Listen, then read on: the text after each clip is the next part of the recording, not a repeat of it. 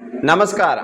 आज आपके सवालों की भारी डिमांड के ऊपर ये वीडियो मैं बना रहा हूँ, तो एक बार आप वीडियो को पूरा देखें। सबसे ज़्यादा सवाल आपका ये आया कि डूंगर भाई आप नेपाल यात्रा कैसे की?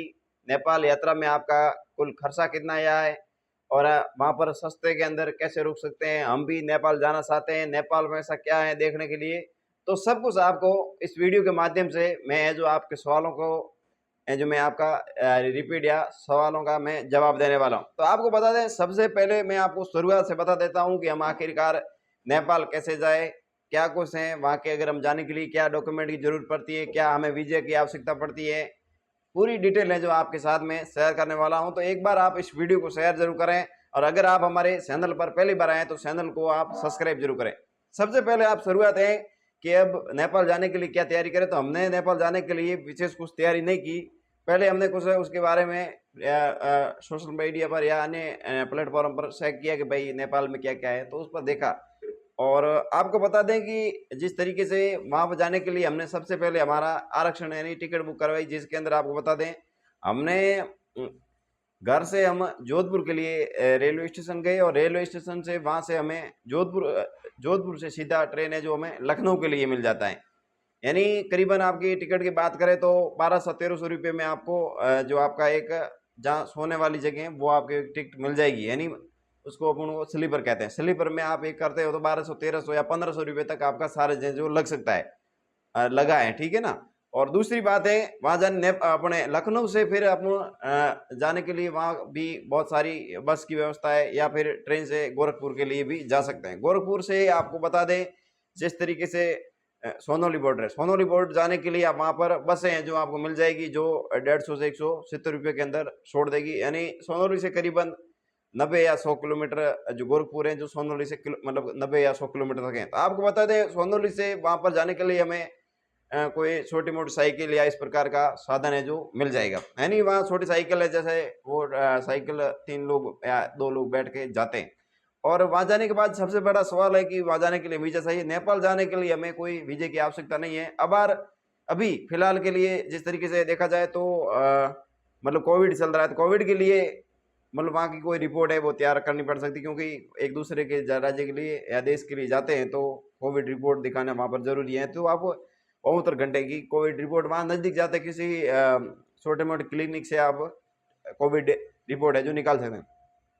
और वहाँ जाने के बाद में बॉर्डर जाने पर आपको एक तो अपना डॉक्यूमेंट साथ में जरूर रखें, जैसे पासपोर्ट यानी अपना परिचय पत्र है उसको साथ में जरूर रखें। वहाँ दिखाने के बाद में आप एंटर कर सकते हैं। और सबसे बड़ा सवाल है कि वहाँ पर हम गए उस टाइम हमारे साथ में ये हुआ कि वहाँ पर जिस तरीके से वहाँ बसों की वगैरह सुविधाएं जो कम थी, यानी कम इसलिए थी कि वहाँ पर बसों का ट्रांसपोर्टेशन सुविधाएं जो बंद इसलिए थी कि वहाँ पर ऐसा वो कानून लाया था कि अपने देश के अंदर इंडिया के पहले अभी कुछ दिन पहले काफ़ी ड्राइवर भाइयों का और वो चला था मामला अपने देश की जो सरकार के खिलाफ, वैसा ही वहाँ मामला चल रहा है। इसके लिए वहाँ पर थोड़ा वो मामला गजब था, इसके लिए थोड़े लुटेरे वगैरह ज़्यादा है, क्योंकि वो देश हैं जो अपने जिस तरीके से आदान प्रदान उस पर जो कमाई का रोजगार की बात करें तो सैलानियों पर ही चलता है। एंड ट्रांसपोर्ट सब कुछ वो एक दूसरे लोग घूमने आते हैं उस पर ही खर्चा उड़ता है। तो सबसे बड़ा सवाल है कि वहाँ जाने के बाद में आप बसों से यात्रा करें। आपको वहाँ जाने के लिए बॉर्डर से आप सुबह जाते हो तो